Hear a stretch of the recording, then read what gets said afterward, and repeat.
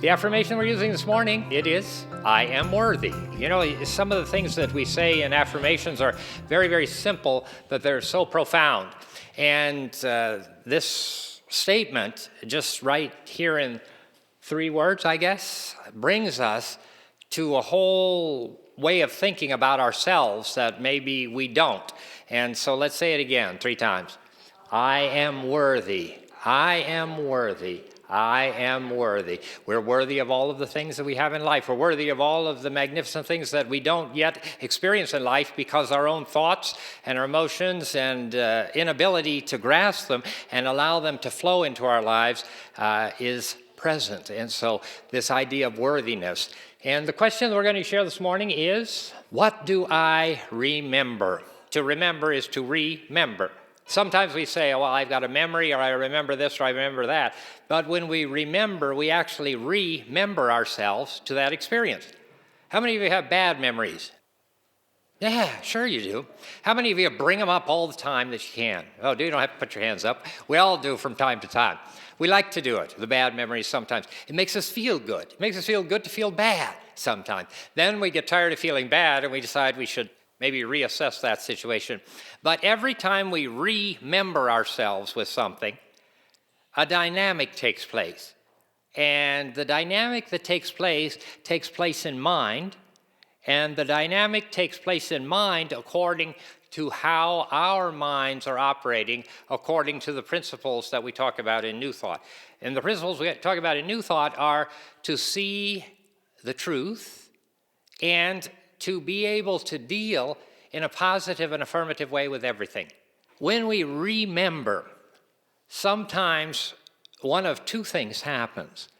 We either remember things not as they were, but as we think they were, or we remember and make them better than they were. An example is, if someone passes away that is just a terrible, terrible person. Now, I don't want to point any fingers or anything, but you do. And when you go to the service, the person is a little less terrible, when they're laid out, right? And they get a little less terrible the farther along you go after they're gone. Or you can remember them as this terrible person, and the farther along you go afterwards, the more terrible they become. And you know why? Why is that? What is that? What do you suppose brings that dynamic? Not only from a psychological standpoint, but from the principle of our faith, New Thought. Because thoughts in mind create after their kind. And the dynamic of how your mind operates and my mind operates is really key to how we see life and how we experience it and what we get from it. Because if we don't understand that very fundamental principle, if we don't understand that, then we just believe that we're being tossed and turned by the experiences and the memories that we have. But that's not the case at all. Our minds are operating in a certain way.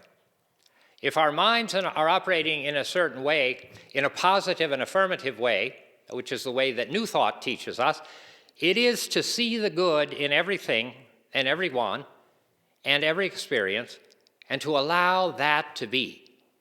And to allow the experience to be what it was and what it is, but to see beyond the experience at the time that we are in the midst of it, and after it, when we are remembering with it, to see the truth.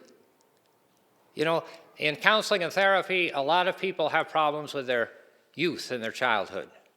And that's a personal issue, and it's a devastating issue for so many people. But when they remember that, and they reconnect with it, that remembrance of it just brings it alive stronger and stronger and stronger. And it becomes a reason, it becomes a burden, it becomes an obstacle, it becomes an end. Because the remembrance of that experience is what they have allowed it to become in their minds and in their lives. That's a dynamic, that's a mental dynamic. And that dynamic can be changed by an understanding of the laws and the principles. And the laws and the principles teach us, Paul said it, all things are working together for good. All things are working together for good. And so it doesn't matter what happened. It's working together for good in some way, shape, or form. And the good is going to come when? Who knows? Who knows that the good's going to come? But the awareness of the fact that it's coming is that great hope that brings us the sustaining grace for life, because if you don't have hope in the midst of this experience and the hope of great good coming forth, then you're just going in circles. You're just wondering. What do we say if you're sick? Think health. What do we say if you have a financial need? Think prosperity. What do you do if you're depressed? Think happy. And it isn't a Pollyanna kind of a philosophy that's telling us to just shove down the way that we feel. That's not it at all, because if we do that, that's a problem. It is a philosophy that tells us and teaches us to see beyond appearances, as Mrs. Eddy told us and taught us so eloquently and beautifully, to see beyond appearances. Because remembrances are opportunities for us to draw from that experience that we've had and from that life that we've had the lessons that we need to learn in the midst of every experience. You know, for those who had childhoods that weren't really great, one of the things that we always work with people to understand or try to understand is we don't know, we can't go back to that point, but we do know that all of us are created and come into this life as innocent little children. And so none of us come into this life intending to do anything terrible or bad. So if someone's done something terrible or bad to you at any point in time, it's happened, but can we kind of begin to see beyond that experience and understand that something happened to cause that person to do that? You know, the worst person that we can think of, if you open the newspaper and you look at all these things, the worst person that you can look at started out as an innocent little baby. They didn't start out to say, I want to be a murderer. I want to be a successful embezzler. You know, that's not, it's not something you write down on your wish list. It's something that comes. And it comes because of the way that we think and the things that have happened to us. Buckminster Fuller said that some of us are less damaged than others. And we've used that quote a lot. And that's true, because some people are damaged. Every one of us are damaged to some extent. And we're damaged by the remembrances that we have.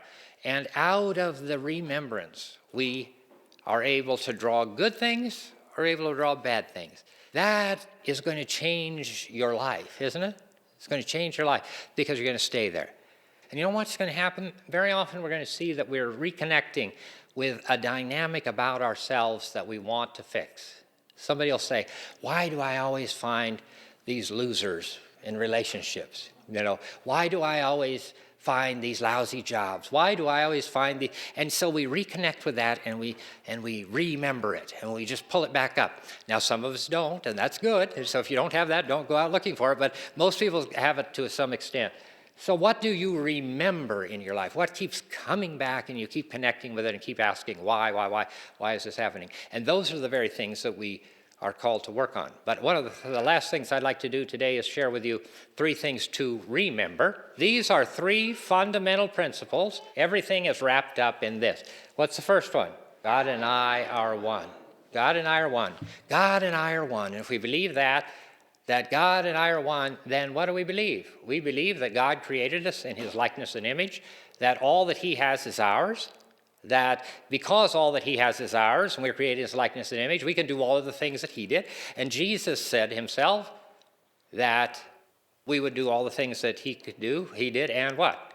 More and more, because we're worthy. Because we're worthy. Not some of us, not 2 of us, 5 of us, 10 of us, not just this group or that group, but all of us. Second one is live, love. Say that. Live, love. If you live from a position of love, you can never do anything really wrong. You really are. That is the dynamic. And then the third one is live in the now. And that's the teaching. That God's never separated from us. That we're surrounded by love. We're created out of love. We're created to express love. And we're created to express this divine and holy presence. And if we live in the now, we remember ourselves less often. But when we do remember ourselves, we remember ourselves bringing back memories and thoughts in the present. The good news is that you are worthy. The good news is that you can remember yourself with God. We do that most effectively when we stop thinking about ourselves and start thinking about somebody else. When we start thinking about the needs of others, not our own needs. And then we live in the present moment. If you live in the present moment, then everything's all right. A bit ago, I was talking with someone that was very depressed about financial situations and lost a job and had only very little money and worried about gas and all of the rest of it. This young man was probably in his mid-40s. So I said, you're a 40-some-year-old man. You're perfectly healthy. You've got money in your pocket. You've got a car to drive. It's got gasoline in it. You've got a place to live. If you would center yourself in where you are now, not in where you're afraid, not in what you are angry about that's come to pass, but in the now. And in the now, believe the things that we teach so vibrantly in this movement, that your needs will be met, your health will be restored, your joy will come again. All of those things, no matter what you're facing. No matter what you're facing. And it comes not because it's some gift or something that you have to learn to grab hold of. It comes because it's the truth. So this week, when you're looking at your life, one of the things that we would like you to do is remember the affirmation. I am worthy. We're worthy of prosperity. We're worthy of health. We're worthy of strength. We're worthy of joy. We're worthy of all of the good things. And you know what? So is everybody else. Even the people that you don't like. And even the people that have harmed you and hurt you in the past. And the question is, what do I remember? And so look at your life, look at your dynamic of thought, and say, what is it that I remember? What is it that I'm pulling back and reconnecting with repeatedly and repeatedly? They fulfill some need in your life that avoids you from having to deal with where you are right here and right now. Because right here and right now is where every one of us needs to be. If you're sick, if you're having a challenge, if you're not, if you're joyful, if you're happy, every moment of our lives, we are brought by ourselves, not by some act of God, we are brought by ourselves to the very place that we need to be. And in the very place that we need to be, we can claim these principles that our lives can change and be transformed in wonderful and magnificent ways.